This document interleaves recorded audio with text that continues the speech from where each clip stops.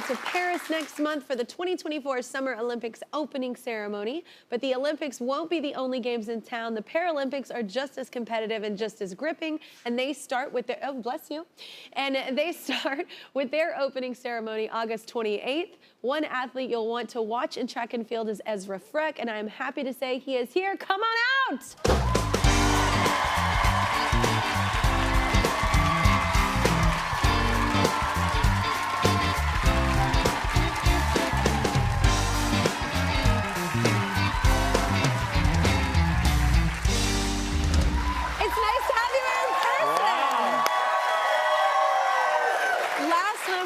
Zoom. Yes, I like in person better. Thank you for coming. I like in person so much better. Wow, you guys are an amazing crowd. Look at the energy. Oh my God. I know, and we used to do in LA, and it was a good crowd. It's just I never realized how well, it's also 3 times the size of the audience. But the New Yorker energy, right? It is the New York energy, which is very mine. But before, whenever you were a kid, you've been athletic like your whole life, right? Yeah, I grew up playing just about every sport there was. That's basketball, soccer, football, whatever was in season. Yeah. And then my dad took me to my first track meet at 8 years old, started track and field. Then when I was 11, I watched the Paralympics for the very first time, and I was so captivated, inspired. I felt like the universe was telling me in that moment, this is your calling. Yeah. And I told everyone I knew, I said, I'm gonna make the Tokyo 2020 Paralympic team. Yeah. And then 5 years later, was able to make that dream happen, so. Yes.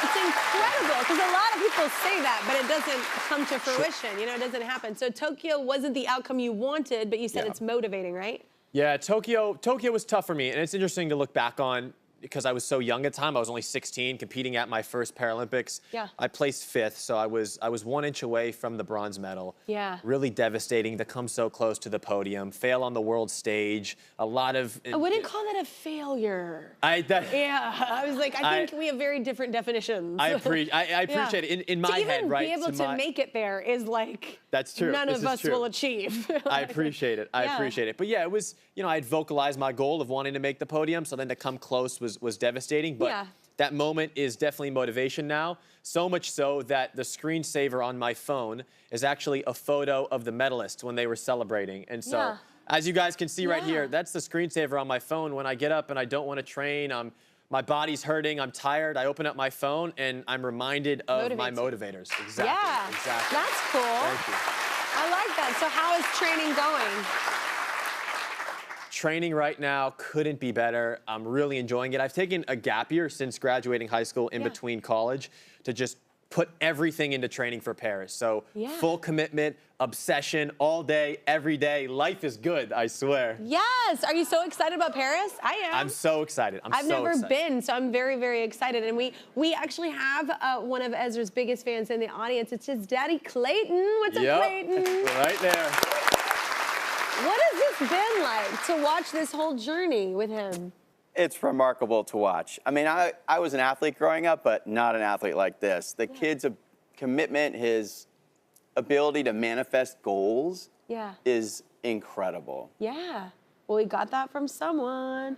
Well, is it your goal to shine a light on Paralympics, right? Because not everybody even knows the difference between certain ones going on, right? Exactly. Most people don't really understand what the Paralympics is. They get confused between the Olympics and the Paralympics. They think it's the same thing. And I truly think that the Paralympics has the power to change the way our country views disability. When we talk about representation, seeing people with disabilities compete at the highest level is super, super important. And I hope to shine a light on that. I hope to normalize disability.